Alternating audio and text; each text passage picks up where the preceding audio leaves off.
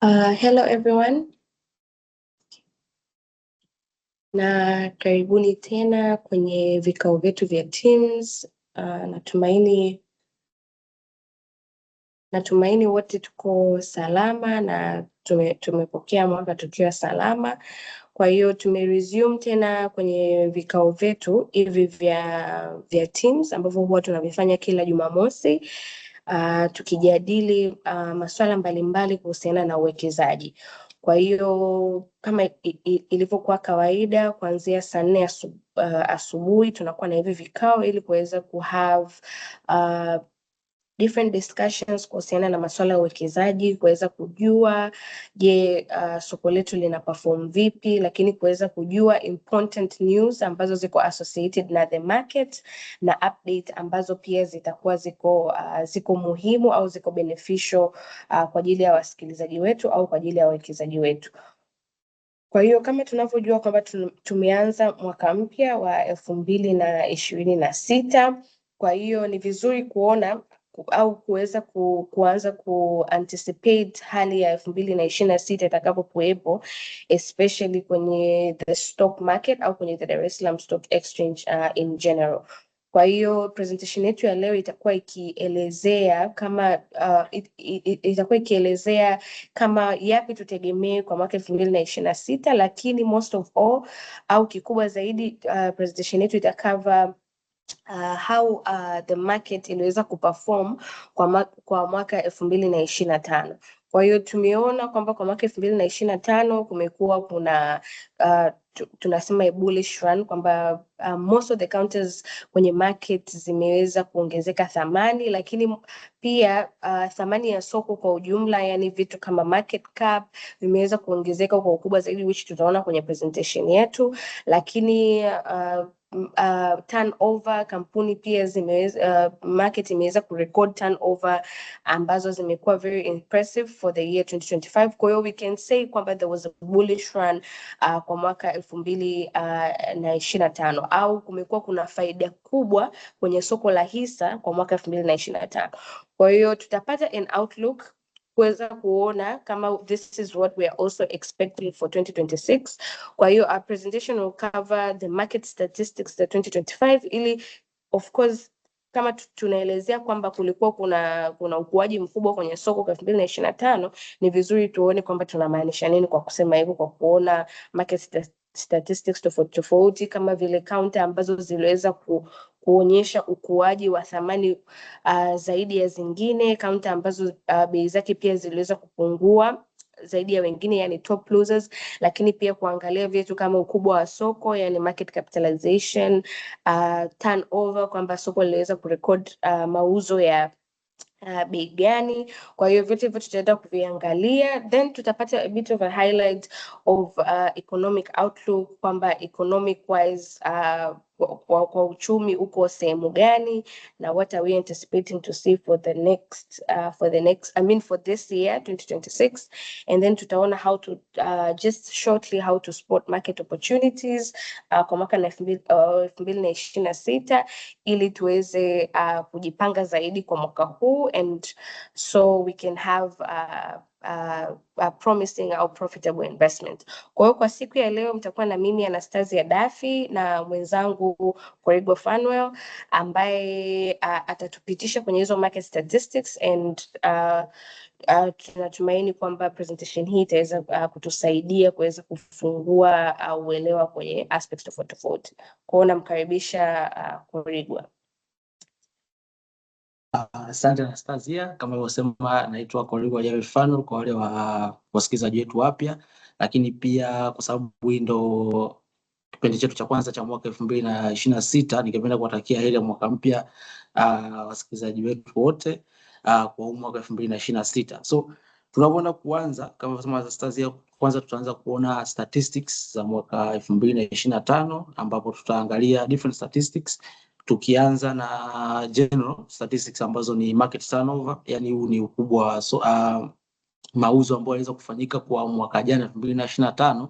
Ukiangalia kwa mwaka jana almost Tanzanian shillings 677 billion ziliweza kuwa traded kwenye market yetu, na hiyo ni ongezeko la 183 kutoka mwaka 2024 ambapo kulikuwa kuna translation ya bilioni 239 za Kitanzania ambazo ziliweza kutrade kwa mwaka mzima wa 2024. So ni increase kubwa sana kwa upande huo, kwa sababu tumeweza kuona kuwa kuna increase in block trades ambazo ni nani ambazo zilikuwa zinapita, lakini pia number of deals, yani madili ambayo yalikuwa yanapita kwa siku yaliweza kuincrease kwa 269%. Hii inaonyesha kwamba hata watu ambao walikuwa wana trade kwenye soko walikuwa wanaongeza zile participation yao, kwamba kutoka deals 79,748 mpaka deals 295,041. Hiyo ni ongezeko la zaidi ya 200% kwa mwaka mzima wa jana.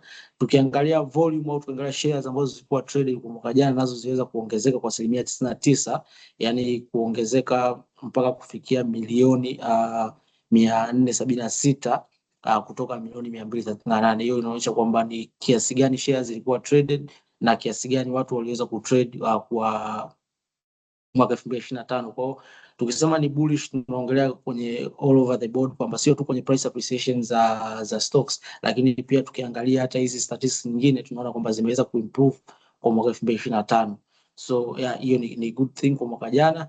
Lakini tukiangalia valuation ya market kwa mwaka jana, tukiangalia market cap iliweza kuongezeka kwa zaidi ya 34% kutoka 17 trillion mpaka 23 trillion, hiyo ambayo ilikuwa recorded December 31st, 2025. Lakini pia tukiangalia domestic market capitalization, ambao ni ukubwa wa soko ya makampuni ya ndani tu, yani tukizungumzia makampuni ambayo ya Kitanzania, tumeona kwamba yaweza kuongezeka kutoka trilioni 12 mpaka trilioni 15, ambao ni sawa sana ongezeko kwa 27%. Ni kitu ambacho kinaonyesha kwamba makampuni yetu ya ndani yameweza kuwa traded sana, na mpaka kuonyesha kwamba market capitalization au ukubwa wa soko letu kwa makampuni ya ndani imeweza kuperform vizuri. Lakini tukiangalia kwenye sekta mbalimbali kwenye indexes ambazo wenyewe tunasema hizi ni vipimo vya either sector au soko kiujumla. So tukiangalia kwenye kipimo cha All Share Index ambayo yenyewe inapima stocks zote ambazo ziko kwenye Dar es Salaam Stock Exchange, tunaweza kuona kwamba yenyewe imeweza kuongezeka kwa 29%. Ina maana prices all over the nani zimeweza kuongezeka kwa 29%. Lakini tukiangalia Tanzania Share Index TSI, ambayo yenyewe ni kipimo cha stocks ambazo ni za homegrown companies, ambayo ni makampuni ya ndani, tunaweza kuona kwamba zenyewe imeweza kuincrease by 24%, ambayo imetoka 4618 mpaka 5759. Inaonyesha kwamba masoko makampuni ambayo yako ndani ya Tanzania yale 22 ambayo yako listed yameweza kuincrease. Tukienda sasa kwenye different sectors, industrial allied tunaweza kuona yenyewe iliweza kupungua kwa 14%, na hii ni kwa sababu two major stocks za kwenye hii sector ambao ni TBL na CC zenyewe ndio zilikuwa affected sana, ambayo ikafanya mpaka kuwa na negative trend kwenye mwaka 2025. Lakini banks, finance and investment, ambao ni hapa tunapima vipimo vya mabenki kama NMB, CRDB na other financial sectors, tumeweza kuona yenyewe imeweza kukua na out of all the indices zenyewe imeweza kukua impressively by 88%. Hii ni kwa sababu kuna makampuni kama MKCB, Nicol yameweza kufanya vizuri, tutaweza kuona huko mbele. So tumeweza kuona yenyewe imekuwa by 88% kwenye index. So kwenye sekta ya bank, finance and investment kwenye Dar es Salaam Stock Exchange yenyewe imeweza kufanya vizuri kwa mwaka jana. Commercial services, ambazo hapa tunaangalia makampuni ambayo yanajitoa kwa kufanya services, let's say kama Precision Air, Vodacom, zenyewe ndio ambazo zinaingia kwenye hii sekta. Tumeweza kuona yeye imeweza kupungua kwa 11%, lakini hii ni kwa sababu ya most of the counters ambazo ziko kwenye hii sekta nazo ziliweza kuregister negative trend. So hizo ni kwenye performance za sekta moja. Lakini tukiangalia kwenye forex market au kwenye foreign exchange market, tunaweza kuona kwamba nani iliweza kuincrease value yake, ambayo ili increase kutoka 2394 mpaka 2400. Lakini pia hata Kenya shillings nayo iliweza kuincrease by 2%, hata British pound nayo iliweza kuincrease by 9% kwa mwaka jana. So kama nilivyosema mwanzo, turnover leaders sasa ndio kwenye kwenye each counter iliweza kuchangia kiasi gani, iliweza kuchangia kwa asilimia ngapi kwenye ile general turnover ya 600 million. So tunaona kwamba CRDB ameweza kutake a major part ya contribution, ambayo yeye alikuwa kwenye 617 billion ambazo kwa traded. CRDB aliweza kuchangia almost 312, almost half of the turnover mwaka jana ilitokana na akaunti ya CRDB, kwa sababu hii inaonyesha kwamba how liquid the counter is na how easily watu waliweza kutrade kwa mwaka jana akaunti ya CRDB. Lakini TBL haikuwa mbali sana kwa kuweza contribute 125 billion kwenye total market turnover, ikifuatiwa na TCC na NMB. Usually hizi ndo zinatokea kwenye turnover leadership kwenye weekly basis au kwenye monthly basis. So tumeona kwamba imeweza kutranslate on a yearly basis, kwamba hizi ndo ambazo zimeongozwa kwa mauzo wa mwaka uliopita.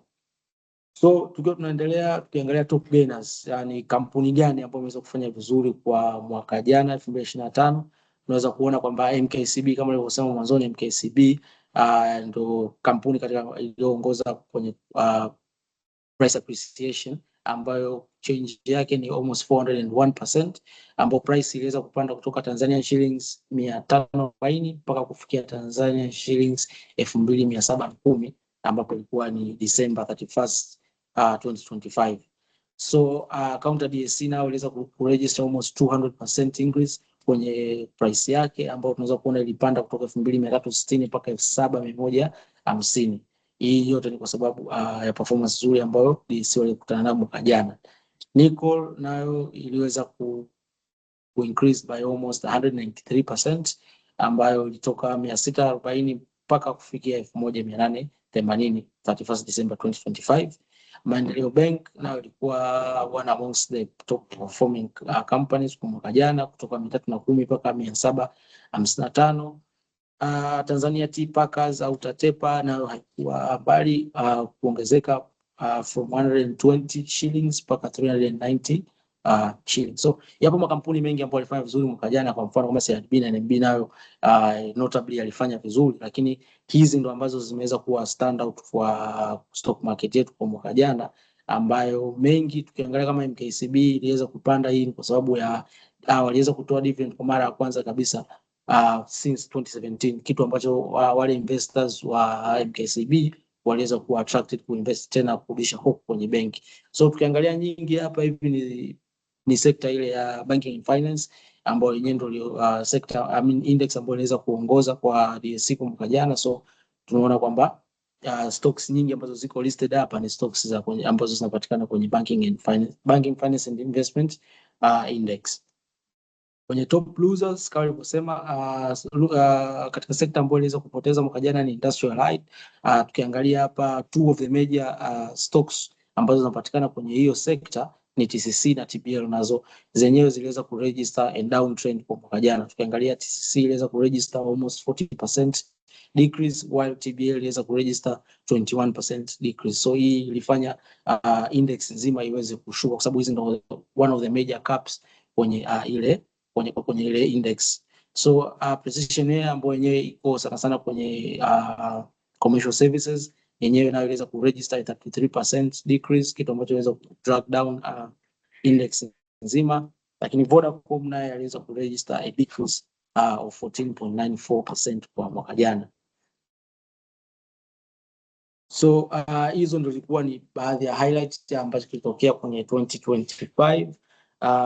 Mengi hapa tunaona kwamba kulikuwa kuna introduction ya new rules, makampuni mengine yaliweza kutoa dividends kwa mara ya kwanza for a long time, vitu ambavyo vilifanya watu waweze kureact in different ways kwenye stock market yetu. Lakini pia tutaenda kuona mbeleni ni jinsi gani sasa kuelekea 2026 ni vitu gani ambavyo tunaweza tukawa tunavispot au what should we look at ili kuweza ku capitalize kwenye hizi profits ambazo tumeweza kuziona zimetokea, au jinsi ya kujisafeguard na risk kama za price kupungua kwenye market. So Anastasia atatupeleka zaidi au atatuonyesha zaidi jinsi gani tunaweza tukaspot hizo opportunities kwenye market na jinsi gani au outlook ya market nzima for the 2026 itapokuwa. Karibu Anastasia. Thank you so much Korigwa kwa kuweza kutupitisha kwenye these key statistics ambazo basically these key statistics zinatusaidia tuweze kuona soko lilipo, kwamba je, mauzo kwenye soko yameweza kuongezeka au ni kampuni gani zaidi zimeweza kuonyesha kuchangia zaidi kwenye mauzo haya, lakini tumeona kwamba kwa mwaka tukiangalia changes za 2024-2025 most of the market statistics zimeweza kuongezeka, kwamba turnover imeweza kuongezeka kwa almost 183%, lakini pia total deals imeweza kuongezeka. Hii it's a positive outlook to the market, kwamba watu au investors wamekuwa more interested kuanza kuwekeza kwenye the stock market, meaning kwamba pia soko letu linazidi attract investors zaidi, kwamba soko linazidi kuwa strong, ndio maana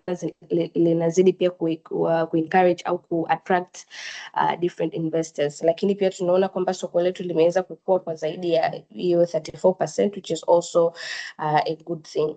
Lakini kwenye market outlook, of course it is just simply to also outline some of the things ambazo pia Korigwa aliweza tayari kusema. Kwa hiyo the first outlook tumeweza kuona kwamba watu investors who wamewekeza kwenye Dar es Salaam Stock Exchange kwa 2024 wameweza kurecord hiyo paper wealth in 2025 wameweza kurecord hiyo paper wealth ya 6.12 trillion which is more than 34%. Kwa hiyo what this means au hichi kinachomaanisha ni kwamba kama umewekeza kwenye soko la hisa na kumeweza kuwa kuna ukuaji wa soko hilo, yani kwenye upande wa market cap, inamaanisha hii ina interpret kwenye growth ya kwako in terms of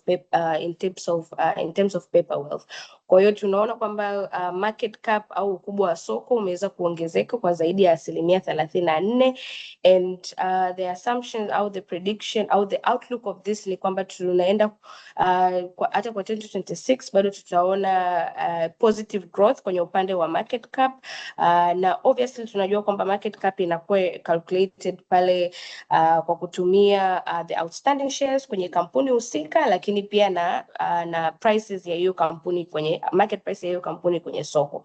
Kwa hiyo tukiona kwamba kuna ukuaji kwenye market capitalization, hii clearly inaonyesha kwamba pia kuna ukuaji au kuna kuongezeka kwa thamani kwa ukubwa zaidi kwenye haya makampuni ambayo yamekuwa listed. Lakini tutaona pia kwa undani zaidi kwamba ni makampuni gani ambayo zaidi yaliweza kuchangia au the largest firms in terms of market capitalization. Kwa hiyo kama nilivyosema kwamba market cap imeweza kuongezeka kwa 34%, kwamba kama umewekeza kwenye Dar es Salaam Stock Exchange umeweza kuona hiyo 34% growth in your portfolio in terms of paper growth from hiyo 17 trillion ya December 2024 mpaka kufikia 23.95 trillion ya December 2025. Lakini among the companies ambazo zilichangia zaidi kwenye ukuaji wa hii market capitalization ni kampuni kama vile NMB and CRDB. Kwa hiyo in terms of market cap au in terms of ukubwa wa kampuni kwenye soko, CRDB na NMB wanatokea kama the top au the largest firms in terms of market cap. Kwa hiyo NMB market capitalization yake iliweza kukua mpaka 4.2 trillion by the end of December 2025, na hii market capitalization of course imechangiwa kwa ukubwa sana kwa ajili ya ongezeko la bei kwenye kampuni ya NMB. Kwa hiyo tunaona mwanzo wa mwaka NMB ilikuwa ina trade at around 5,350 na mpaka kufunga mwaka ilikuwa ina trade kwa 8,410. Kwa hiyo obviously hili ongezeko la bei kwa zaidi ya 3,000 na imeweza pia kuchangia kwenye ukuaji wa market cap au ukuaji wa hii kampuni kwenye soko la hisa. Then kampuni ambayo pia market cap yake imeweza kuongezeka, which is the second in Tanzania ukitoa NMB, is CRDB, ambapo CRDB market yake imeweza kuongezeka from 1.74 trillion mpaka 3.99 trillion. And of course tumeona pia kumekuwa kuna so much growth kwenye kwenye counter ya CRDB in terms of prices, na bado tunaendelea kuwitness hata kwa mwaka ulivyopinduka tulivyoingia 2026, bado tunaona kwamba CRDB bei yake imekuwa ikiongezeka kwa kasi sana. Kwa hiyo this we are also expecting the same, of course tukiwa tunaendea pia kwenye release ya Q4 results kwa these listed companies. Of course tunategemea pia bei ya haya makampuni kuendelea kuongezeka upon the release ya hiyo Q4 results, lakini pia kuna announcements za dividend ambazo pia zitakuja later this year around June to July. Kwa hiyo pia tunaona kwamba itaendelea kuleta a spark in prices kwenye these counters za listed companies, kama of course zikiendelea kuperform kwa rates ambazo zilikuwa zina perform even in the previous quarters and in the previous years. Kwa hiyo bei ya CRDB imeweza kuappreciate largely from 670 mwaka ulipokuwa unaanza, ni 670 mpaka kufunga kwa 1530. Kwa hiyo huu ukuaji kama nilivyosema, the same that happened to NMB, ni kwamba imeweza pia kuchangia kwenye ukuaji wa market cap, since market cap ina comprise market price ya kampuni na outstanding shares ambazo ziko kwenye the specific company. Tukiangalia pia kampuni ya TPCC imetokea pia among the largest company ambayo tunaona imekuwa kwa almost twice the market cap ambayo ilikuwa nayo, which was samani. Hiyo slide zingine haziendelei hatuoni. No, bado nipo kwenye hii slide naelezea tu zaidi ya kile ambacho kimeandikwa. Okay, yes. fine. Yes. Yeah. I think nimesha move the slide, sorry. Yeah, kwa hiyo kwa upande wa TPCC kumekuwa pia kuna hilo ongezeko la market cap. Kwa hiyo it is more than doubled from 647 billion, yani bilioni 647 mpaka kufikia trilioni 1.11 kwa mwaka jana.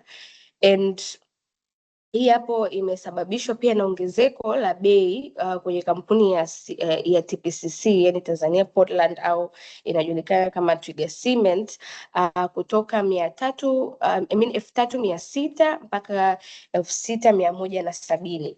Kwa hiyo pia imeweza kuchangia kwenye ukuaji wa market cap. Kwa hiyo hizi kampuni ambazo zimeweza kurecord an increase in prices, which pia Korigo aliweza kutupitisha kwenye zile top gainers, zimeplay a role kwenye kuchangia kwenye ukuaji wa market cap kwa soko kwa ujumla. Lakini pia tumeona kuna a decrease in market cap kwa kampuni ambayo imekuwa one of also the largest company in terms of market capitalization, which is Tanzania Breweries. Lakini kwa 2025 tumeona a decrease in market capitalization, lakini this one obviously imechangiwa na the fall in price ya kampuni ya TBL. Kwa hiyo tunaona for the longest time price ya TBL ilikuwa iko stuck around 10,900, lakini kwa mwaka jana baada ya zile trading rules kuweza kubadilishwa na DSC ambazo zikasaidia pia kuwe kuna liquidity kwenye hizi counters ambazo zilikuwa very much stagnant kama TBL, TCC, Vodacom na of the such. Kwa hiyo kupungua kwa bei ya hii counter ya TBL kutoka hiyo 10,900 mpaka kufikia 8,510 ndio imeenda kupelekea pia market cap yake kuweza kupungua kutoka 3.22 trillion mpaka 2.51 trillion.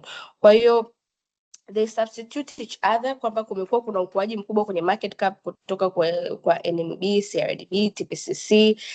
Kwa hiyo zinakuwa zina balance off na TBL ambayo market cap yake imeenda kupungua. Ndio maana generally tunaona market capitalization bado imeendelea kukua. So with the advancement ya hizo trading rules kuweza kufacilitate pia trade kuweza kufanyika kwa more, price changes kuwa more flexible, tunaona kwamba even in 2026 the same itaendelea, kwamba market cap itaendelea kukua na hizi kampuni most likely tunaona zikiendelea kuwa the the front run.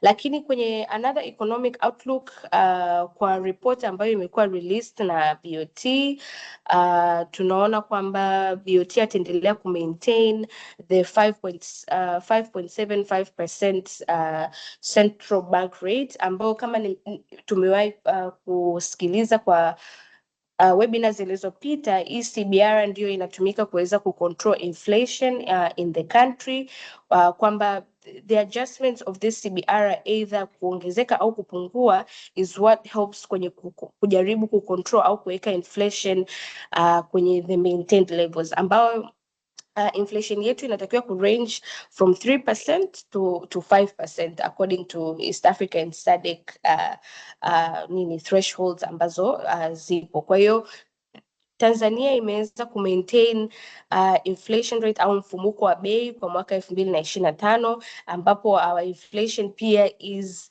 projected kuweza kuwa maintained pia kwenye hizo ranges za 3 mpaka 5%, which ni favorable ranges za inflation kwenye the country. Kwa hiyo kama inflation inakuwa ipo intact au inakuwa ipo maintained within the right ranges, pia BOT ana take initiative kuweza kumaintain tu hiyo CBR at the same place, kwa sababu CBR ndio ina determine rates zingine kama rates za kuboro, banks kuborrow from each other, banks kuborrow pia from BOT. Kwa hiyo ina determine pia mabenki wataweza kucharge shingapi wakiwa wanataka kutoa mikopo kama ile interest rate, Kwa hiyo CBR ndio ina determine hivi vitu vyote. Kwa hiyo kama imekuwa maintained, it means hata cost of borrowings itabakia the same, which means kwamba the inflation haiongezeki to a point where the CBR has to be increased ili contain money supply kwenye uchumi. Kwa hiyo CBR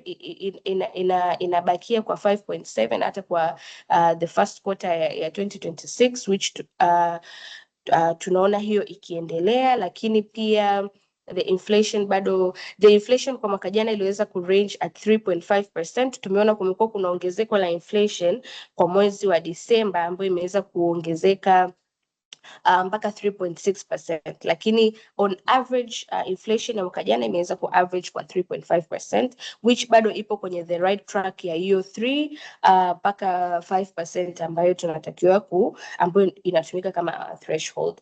Lakini pia economic growth kwa mwaka kwa 2025 ilikuwa 5.9%, na the projection ya 2026 according to BOT tunaona the economic growth itaweza ku average kwa around 6%. Kwa hiyo kama kuna and this is important kwa sababu kama kuna ukuaji kwenye uchumi, lakini kama pia inflation inakuwa maintained, hii pia ina attract informed investors kuweza kutaka zaidi kuwekeza kwenye our markets, kwa sababu it's a market ambayo inaonekana kwamba inaweza kusustain global shocks. Kwa hiyo inakuwa a positive outlook kwa investors. Kwa hiyo that's why tuna project pia ukuaji huu au this bullish run ambayo ilikuwa imeshaanza kwa 2025 kuweza kuendelea pia kwa 2026.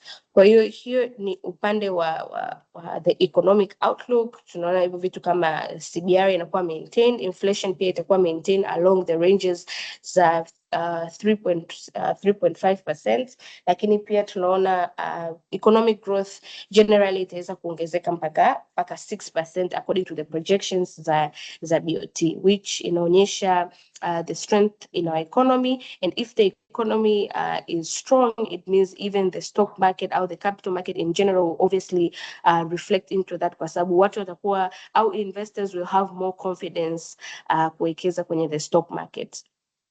Lakini kwa conclude tu ni kuelezea how we can be able to spot market opportunities kwa kipindi hichi. Kwa hiyo vitu vingi hivi ni vitu ambavyo pia tumeshawahi kuvidiscuss au kuviona kwenye presentations zilizopita. Kwa hiyo ni vizuri kwa mwaka 2026 kuweza kutrack strong and improved earnings. Kwa hiyo kwa mwaka 2026 of course makampuni yataanza kutoa their Q4 results, lakini pia tutaona kwamba wataanza kutoa their audited financial results za mwaka 2025 na kutakuwa kuna announcement za dividend na vitu kama hivyo. Kwa hiyo ni vizuri kuweza kujaribu ku keep track ya hizi earnings za makampuni. Kwa hiyo tukiangalia makampuni ambayo yanafanya vizuri zaidi kwenye stock market ni zile ambazo zina fall kwenye banking and investment companies na pia industry and allied. Kwa hiyo kwenye banking tutakuwa ni vizuri kama investor tuweze kuangalia zaidi, we should know what we should be looking at tukiwa tunaangalia after these financials once zinakuwa released. Kwa hiyo kwenye banking tutakuwa tukibase zaidi kuangalia vitu kama loan growth,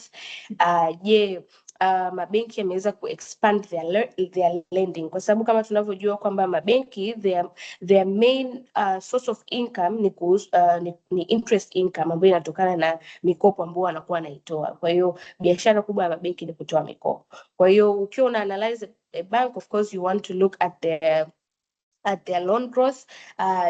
Imeweza kuexpand their lending, which obviously will translate to potential income growth kwenye hiyo kwenye hizo banks. Lakini pia kuangalia non-performing loans ratio, kuweza kuanalyze credit risk za haya mabenki. Kwa hiyo hivyo ni vitu ambavyo tunaweza look into tukiwa tunaanza kuangalia once these companies start releasing their financials, ili kuweza kuona the strength of the companies ambazo we want to invest, kwa sababu tunajua kwenye banking sector of course there are several banks ambazo ziko listed, not only CRDB and NMB. Kwa hiyo ni vizuri kuweza kuangalia all these factors ili kuweza make decision ya where to invest kwa mwaka 2026. Lakini vitu vingine ni kuangalia of course profit growth ya hayo makampuni au cost to income ratio, kwamba the cost of which they're incurring, is it more than the income that the company is receiving, or is the income more than the cost which they're incurring to run their day-to-day business. Then kwenye industrial companies tutaangalia vitu kama revenue growth, earnings growth. Kampuni hiyo ina an increase in earnings, kuangalia vitu kama cash flows since these are manufacturing companies. Lakini cha muhimu pia ni kuangalia debt levels. Easy manufacturing companies, are they debt levels zao ziko intact, na zina speak a story of growth, au zinaweka a risk in default ya kulipa hiyo mikopo na kufanya labda makampuni yao kuanza kustruggle financially. Yes, kwa hiyo pia kuangalia price consolidation just before announcement. Kwa hiyo kwa mwaka jana tumeona the market has been very reactive kwa market news, of which pia tulishai kufanya presentation ya how the market has been reacting to market news. Kwa hiyo since our market is still an emerging market na ni soko ambalo bado linakuwa, kwa miaka ya nyuma the market imekuwa haikuwa very responsive to market news, lakini as of last year tumeweza kuona how different market news inaweza kuaffect ukuaji wa bei kwenye makampuni ambayo yameorodheshwa. Kwa hiyo ni vizuri pia kuweza kuelewa kwamba hata kwa mwaka 2026 this trend will go on, kwamba different market news, kwa sababu kama soko ambayo yameendelea, any news ya a listed company lazima iweze kuaffect share prices za kampuni hiyo. Kwa hiyo even our market is slowly going into that path. Kwa hiyo obviously kwenye announcements kama Q4 tunategemea kutakuwa kuna an increase in prices kwenye the major counters ambazo the blue chip investment kama vile NMB, CRDB, TPCC and of the such. Kwa hiyo ni vizuri kuweza kuhakikisha kwamba unajaribu kuset your portfolio in a way kwamba una buy your stocks in a price ambazo ziko favorable, na kuweza kuelewa what is the right time kuweza pia exit the market if you want to, if there's a need for you to exit the market. Lakini kuweza take a look at upcoming dividend cycles, kuweza kujua the CAM dividend, the ex dividend, vitu kama hivyo ni muhimu, kwa sababu sometimes investors wanawekeza in a time ambayo they are not viable kupokea dividend ya mwaka huo. Kwa hiyo hivi ni vitu ambavyo tunaweza kuangalia. Lakini kingine ni price dips without fundamental deterioration, kwamba kwa mwaka 2026 we encourage investors kuweza ku-invest kwa kutumia the fundamentals of the company and not just different hypes or head movements kwenye soko, ili iweze kusaidia pia uwe una uwekezaji ambao uko more profitable, kwa sababu tumeweza pia kuona kwamba kuna makampuni ambayo yameweza kutokea kama top gainers, lakini it's not necessarily due to any fundamental reason which is causing the spike in prices. Kwa hiyo kuna different things kama different trends ambazo investors sometimes wanaweza kufanya ambayo inasababisha different prices kuweza kuongezeka, lakini ni vizuri kuweza kuconsider the fundamentals au the actual strength of the company before investing ili kuwa na profitable investment.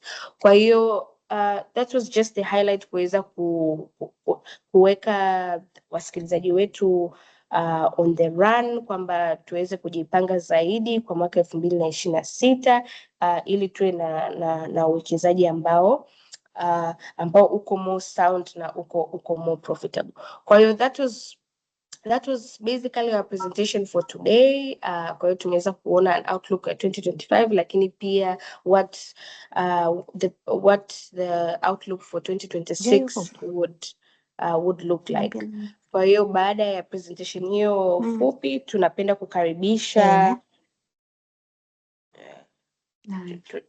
kukaribisha wale ambao watakuwa na maswali au any recommendation. Karibuni.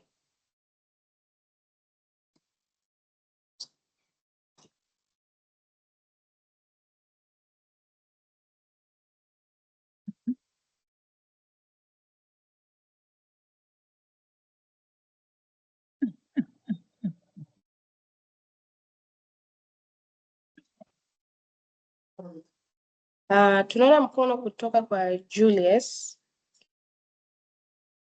Unashuka chini. Mhm. Unashuka chini. Nataka kupima hiyo.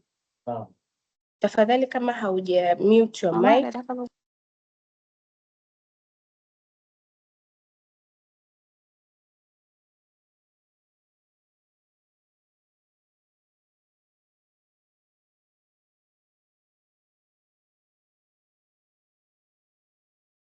Okay. I think Julius labda atakuwa hana swali. Tunamkaribisha Isaka Mgala. Karibu.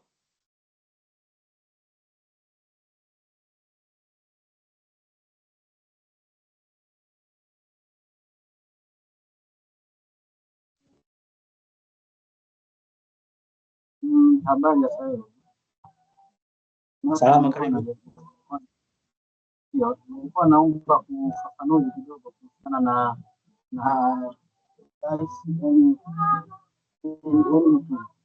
yaani thamani ya hisa. Nimejaribu kuona makampuni mengi kwa sasa hivi hisa zake ni kubwa sana kuliko thamani zake sokoni. Kwa hiyo sasa inakuwa kumuia mtu vigumu kwa kuingia sokoni.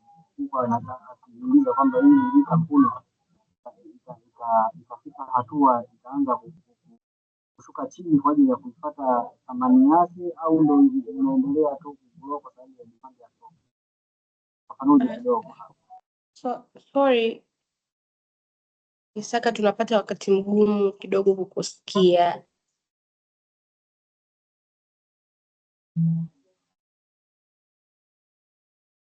Kidogo mtandao unasumbua kwangu.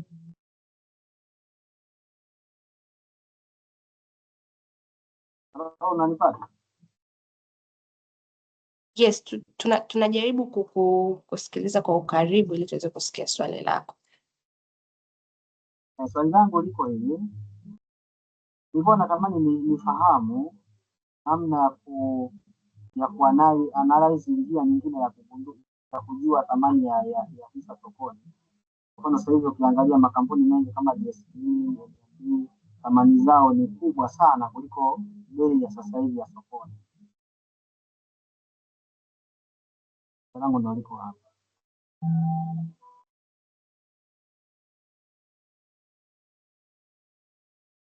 Nanipata?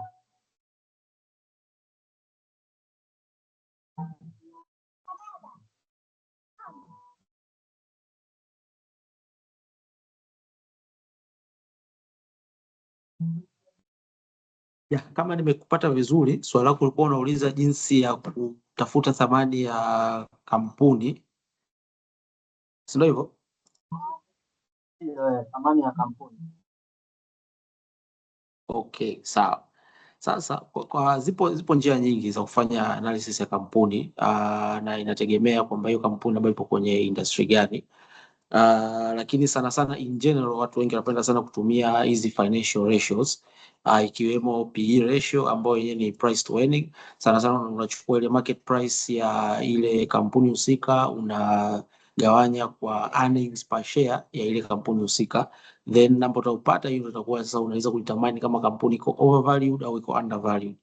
Lakini pia kuna price to book value, kwamba lazima uchukue price ambayo iko sokoni vis-a-vis book value. Book value sawa sawa ni kuchukua total asset au net assets ukanani na outstanding shares, ndio unapata book value. Price ni ile market price ya kampuni. Lakini kuna financial ratios nyingine mbalimbali ambazo mtu anaweza kuzitumia kwenye kuanalyze kampuni. Kwa mfano kwa mabenki pia unaweza kuwa unaangalia non performing loans au unaangalia interest ile interest income ambayo benki anakuwa anaipata. Yeah, so zipo financial ratios kama hizo ambazo unaweza kutumia kwenye kuanalyze different sectors hapo kwenye kampuni.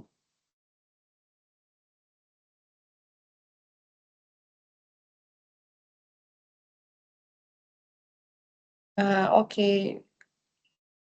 Asante Isaka kwa swali. I hope umekuwa answered kwamba kuna factors mbalimbali za kuweza kuangalia ili kuweza kudetermine thamani ya hiyo kampuni kama vile hizo ratios kama I think Allen nilisema vitu kama kwenye mabenki utaangalia their loan growth ili kuweza kuanticipate if the company is still in a momentum ya kuangalia their return on equity, lakini na hizo ratios ambazo pia Koriku ameweza kuzisema.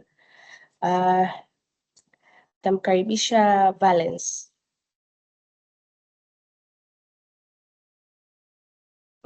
Asante.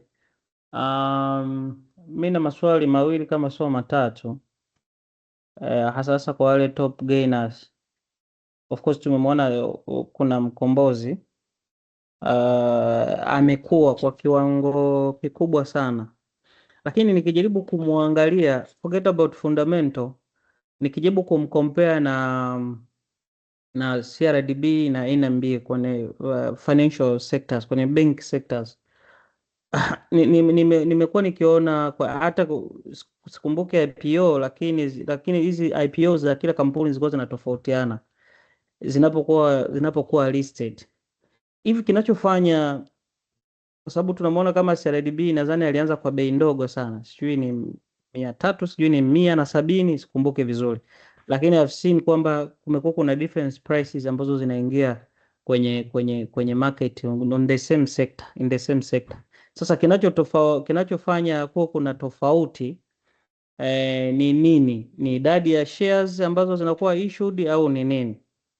Lakini tumeona tena price zake zinakuwa kubwa zaidi ukikompare na market price zimekuwa kubwa ukikompare na book value. Sasa kwenye fundamental kuna wakati mwingine anakuambia usitegemee sana book value. Wakati book value ikitokea kama benki imeamua kuliquidate zile asset zake zote, ndizo ambazo ndio value ambayo investor anakwenda kulipwa sawa sawa na zile share zake. Nitaka nipate kidogo more details kwenye book value, kwamba ni factor ni one of the ratio ambayo tunaweza tukaitumia hasa tunapotaka kufanya decision ya kuinvest. Lakini swali langu la pili hapo kwa maendeleo, huyu maendeleo tunamwangaliaje?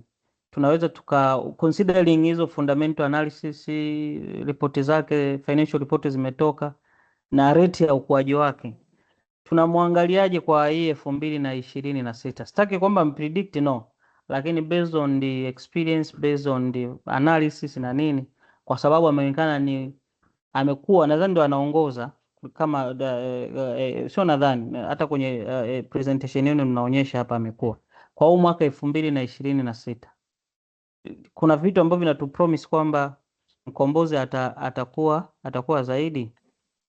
Nadhani ni ishie hapo kwa hayo maswali mawili tuseme au matatu.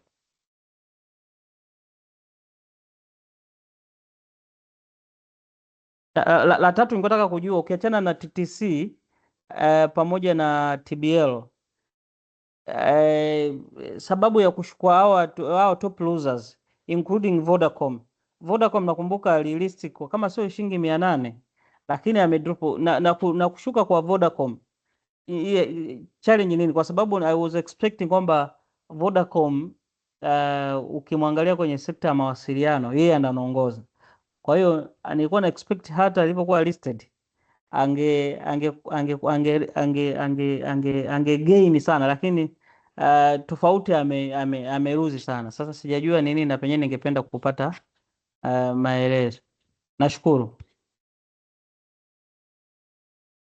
Okay, sawa. Tungependa kwanza ile swali lako kwanza, ulikuwa unaulizia kwa nini MKCB unaona kwamba yeye ana rise sana lakini book value yake pamoja na market value zinatofautiana. Yes, sababu tuanze na hilo swali. Kwanza kabisa, one of the reasons ambao naweza kusema kwamba kwa nini yenyewe price yake imeweza kupanda sana mwaka jana. Ukiangalia ukiachana hizi fundamentals, kuna ile price change, rules ambazo zilikuwa changed mwezi wa pili pale, ambapo hizi kampuni ambazo zenyewe market cap yake ni less than 1 trillion zilikuwa zinaweza zika move up to 15% per day. Sasa movement kama hiyo hapo, na ukiangalia number of shares, outstanding number of shares za MKCB zenyewe bado ziko low in size, kwa hiyo inamaanisha kwamba yenyewe ina nani kubwa sana ya kuweza kumove 15%. Ukicompare ba kampuni kama CRDB ambayo yeye movement yake iko limited to only 5%, na kina NMB na TBL na wengine ambao wamezidi 1 trillion market cap na nani zenyewe zina move kwa 2 mpaka 5. Sasa hicho kimoja kinaweza kufanya MKCB iweze kupanda, lakini pia book value kampuni watu wengi wapate kuitumia sana au wanaitumia mara moja ni kwa sababu yeye yenyewe inakuwa kama ndio ina set floor price, yani kwamba yenyewe ndio kama starting point ya ile kampuni kwamba okay, book value yake ndio hii hapa. Lakini sasa tunakuja kwa mfano MKCB book value yake ni 2017 hapo, lakini sasa ukija kuangalia market sasa hivi currently ina trade kwenye 4000. Hiyo inategemea na investor sentiments wenyewe, yani investors wanaivalue ile kampuni wapi. Sasa ile pale haitegemei the present value ya ile kampuni, inategemea the future cash flows na how investors see ile kampuni going forward. Kwa hiyo sasa hivi ndo market imeweza kuivalue kufika 4000. So ukisema ubase sana kutumia book value, unakuwa una base ile current value au the current nani ambayo iko pale. So ndio maana watu wengi hawapendi kuitumia au watu wengi hawaitumii peke yake. Wengine wanaitumia lakini hawaitumii peke yake, kwa sababu ukitumia financial ratio moja utakuwa unakosa the whole picture. Kwa watu wengi wanapenda kutumia a combined set of analysis ili waweze kufikia conclusion. So it's good to use book value, lakini unakuwa unaitumia ukiwa unalinganisha na other factors au other analysis ambazo unaweza kuzifanya. Swali lingine ilikuwa ni kuhusu Vodacom. Hapo samani. Is it worthy kwa sasa hivi kuinvest kwenye kwa nani, kwa MKCB? Consider ingine vitu vyote ulivyovisema. I think would recommend kwamba to keep a close eye on kampuni kama MKCB kwa sababu it has also not been a company ambayo imekuwa very active kwenye dividend payment, lakini kwa mwaka jana baada ya kutangaza hilo gawio lao la kwanza after quite some time la 92.7 I think kama sijakosea, iliweza pia kuspike a lot of interest kwenye that counter. Kwa hiyo and also banking sector in general kwenye our stock markets zinakuwa considered kama favorable investment kwa investors. Kwa hiyo it seems slightly overvalued ukicompare na its book value ambayo iko around 2000. Kwa hiyo it is a company which I would advise to keep a strong eye on it. Kwa hiyo tutaweza pia kuangalia after they release their Q4 na pia baadaye ku release their audited financials, kuweza kuhakikisha au kuweza kujiridhisha kama wana maintain the same performance ambayo waliweza kuiacquire kwa mwaka jana mpaka wakaweza kutoa lile gawio la shilingi 92. Kwa hiyo lakini kama Koribo alikuwa anasema kwamba book value is the price flow ambayo sometimes inatumika kama hizo kampuni they are to be liquidated, lakini investors kuweza ku overprice a company, it might be kwamba investors wana overprice a company due to factors kama hivyo investor sentiment au watu tu hiyo investor sentiment kwamba watu wameona okay maybe this is a place I would want to invest kwa sababu wanataka kucollect hiyo profit kwa sababu imekuwa pia ni kampuni ambayo iko kwenye headwinds ya kuongezeka thamani kwa kasi sana. Kwa hiyo inaweza ikawa ni kwamba it's just investor sentiment making it overvalued, lakini pia inaweza ikawa anticipation ya future growth kwenye hiyo kampuni. If kampuni they perceive, our investors wana perceive future growth in that company is more likely kuwa overvalued kwenye stock market, kwamba wakiassume kwamba value yake iko kwenye trajectory ya kukua in the near future. Lakini pia respond kwenye the issue about Vodacom. Vodacom is among the companies ambazo price zake zilikuwa stuck for quite some time baada ya different struggles ambazo zilipatikana kwenye their financials kwa mwaka uliopita, especially I think around 2021. Kwa hiyo price yake ilikuwa stuck kwa around 790 for a very long time. Lakini sasa baada ya hizi changes za trading rules ambazo ziliweza kuleta flexibility kwenye prices kuweza kubadilika, ilikuwa pia among the companies ambayo price yake iliweza kushuka. Kwa hiyo it's also more of a liquidity issue, kwa sababu tukiangalia hata TBL na TCC so kwamba ni makampuni ambayo they are struggling financially au they are not doing good financially. The companies that are doing good, lakini kulikuwa kuna a lot of liquidity issues kwenye hizo counters kipindi ambazo prices zake zilikuwa zipo stagnant.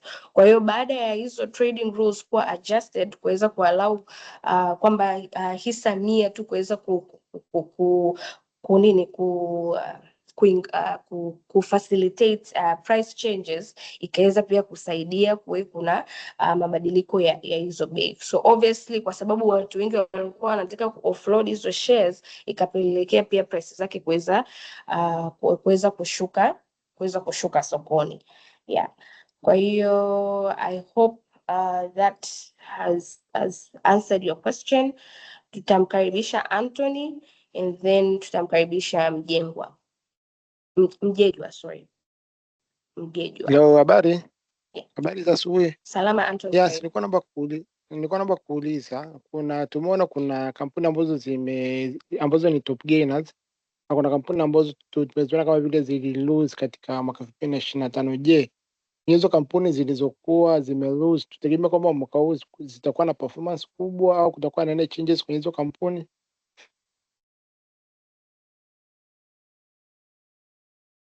Okay, so kwenye kupanda bei au kwenye quantitate labda kama kampuni inaweza ikapanda bei, kwanza inabidi tuangalie kwamba hizo kampuni kwa mwaka huu zinaingia kwa strategy gani. Kwa mfano kama TCC na TBL kama nilivyosema Anastasia, zenyewe zilikuwa zimekumbwa na liquidity challenges, kwamba watu wengi walikuwa wanataka ku exit lakini sasa kulikuwa kuna issues, so ile rules ilikuwa change ili allow flexibility in liquidity, ikaruhusu watu wengi waweze kuuza hizo share zao, so kwa kuna oversupply kwenye market, kitu ambacho ka drag down prices zao.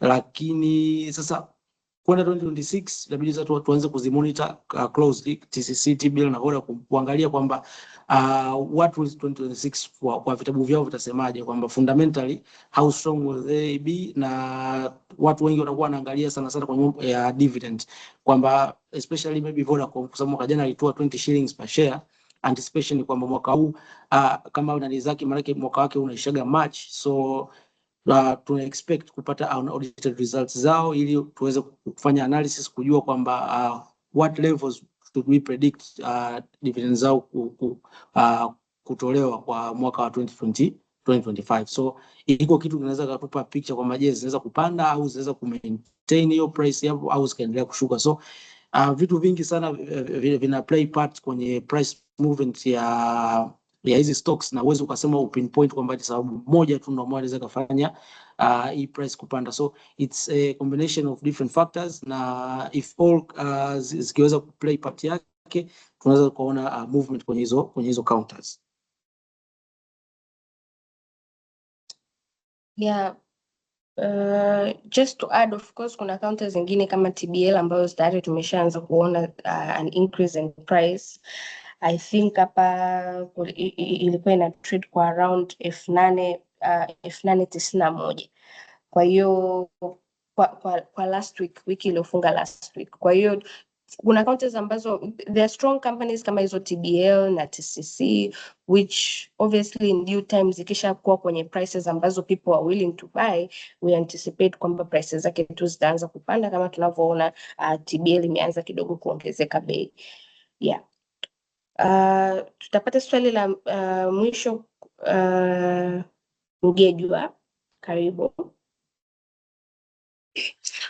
Asante sana kwa somo. Nimejifunza mambo mengi hapa, lakini kuna kitu ambacho huwa nawaza, labda katika maelezo yenu inawezekana nikafahamu kwa nini katika hizi hisa kiganjani huwa sioni kampuni za nje ambazo nilitegemea na zenyewe ziwe zinakuwa displayed, alafu kwa tunaangalia kwamba unaweza kuwekezaje, au kuna utaratibu mwingine kuhusiana na hizi kampuni za nje. Kwa mfano wasioni KCB, wasioni hizi zingine East Africa, I think breweries, whatever, huwa sizioni kwenye hisa kiganjani. Hii ina utaratibu gani? Asante sana. Okay, asante Mgejwa kwa swali. Hizi cross listed companies utaratibu wake uko tofauti kidogo. Kwa hiyo ndio maana unakuwa unashindwa kuziona kwenye hisa kiganjani. Kwa hiyo hizi zinakuwa traded with a direct linkage ya broker ambaye yupo kwenye the specific stock market. Kwa hiyo if you are very much interested kuweza kununua kwenye hizo counter kama vile KCB, unaweza ukatutumia ujumbe and then we will try kufanya hizo necessary communications kuona kama there's a possibility ya wewe kuweza kuzipata, lakini zinakuwa traded kwa kutumia kwa linkage ya brokers ambao wako in the respective stock market, which of course kwenye this scenario ni the Nairobi Securities Exchange, yeah. Kwa hiyo kama utakuwa kuna uhitaji utatutumia tu ujumbe and then we can see how to move forward with that request. Tutapokea swali la mwisho kabisa kutoka kwa Backford John and then tutakuwa tunafunga kwa siku hii ya leo kwa sababu tunaona muda umetutupa mkono.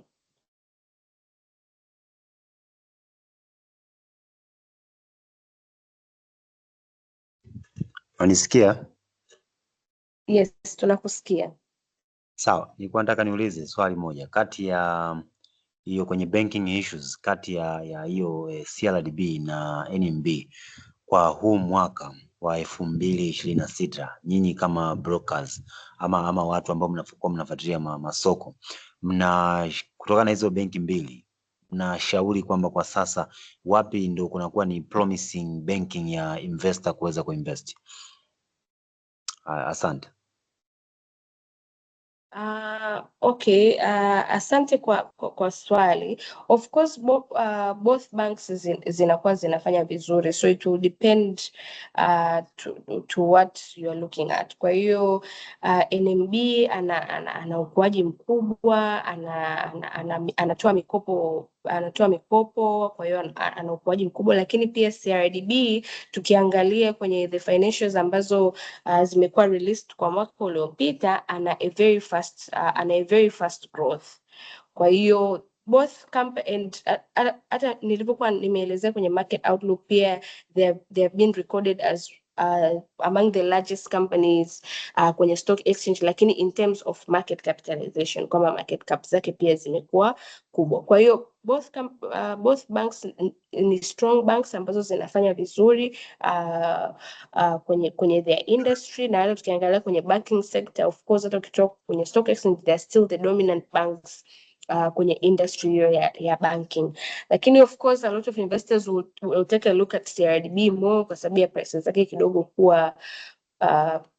kuwa chini zaidi. Kwa hiyo in terms of labda liquidity kwenye soko, investors wata-eye zaidi CRDB kwa sababu ya pia urahisi wa kuingia na ku-exit, kwa sababu CRDB ni account ambayo hata tukiangalia most of the time ina dominate kama turnover leader kwenye weekly reports, lakini pia ni kampuni ambayo every other day soko likiwa wazi ni kampuni ambayo lazima i-trade. Kwa hiyo there are a lot of things ambazo mwekezaji anaweza akaangalia and then come into a conclusion, lakini fundamentally they are both good companies. Lakini labda sasa ukianza kuangalia upande wa bei, kwa sababu we believe a lot of investors wanakuja kwetu wakitaka with the perception kwamba wanataka at least hisa ziwe nyingi zaidi, so hata opt ile ambayo ina bei rahisi zaidi. Lakini pia liquidity, NMB investors they are more likely to hold their shares. Kwa hiyo kwenye upande wa kununua unaweza ukapata labda kama if you want to buy a big chunk, inaweza ikachukua a bit of some time mpaka kuweza kuaccomplish kuweza kupata hizo hisa zote. Lakini pia kwenye kuuza the same, kwa sababu nature of investors ni investors ambao wana hold zaidi. Kwa hiyo sasa that decision will be up to you, lakini they are both good banks and you could invest in either one of them. Yes. Asante. Okay. Baada ya kusema hivyo, tutakuwa tumefikia mwisho wa presentation yetu kwa siku hii ya leo. Tunawashukuru sana kwa kukaribia kwenye kikao chetu hichi, na tuna encourage kila Jumamosi pia kuweza kujoin. Tunajua Q4 zitakuwa released, dividends zitaanza kutangazwa, na tutakuwa tuko frontline kuweza kuwaletea hizo informations kwa wakati mzuri zaidi. Kwa hiyo tunawakaribisha sana kwenye vikao vyetu vinavyoendelea, na tunapenda kuwatakia weekend njema na mwaka wenye mafanikio. Asante sana. Asante.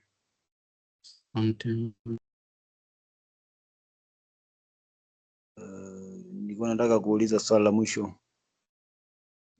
Ushafunga. Umekimbia. Ushafunga blaza. Tunaenda Jumamosi. Okay, since ndo tulikuwa tunataka to exit, lakini kama tunaweza tukakujibu shortly.